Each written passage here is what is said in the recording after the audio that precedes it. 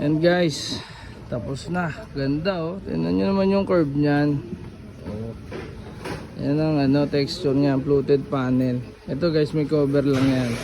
Pero pag inalis yan, ang linis na yan. Siya, lilinisin namin mamaya. Medyo rush yung talaga to, kaya baga nagmamadali kami. Pinares ng client kasi to. Tapos ayan, ito yung niya, loob niya. Ayan, yung mga dumi-dumi na yan, malilinis yan mamaya ng paint thinner, panlinis yan. Pero sobrang ganda yung mamaya, sobrang linis. Ito edging na lang, kakabit na ngayon yung edging. Ayan, yan, may mga cover. Ito doon na namin yung cover nya. Ayan, doon na namin ikakabit yung mga cover.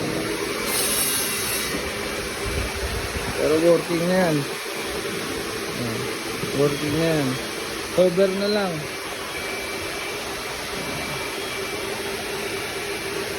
Tapos ayun, kasama yan, pang yan duduktong dito.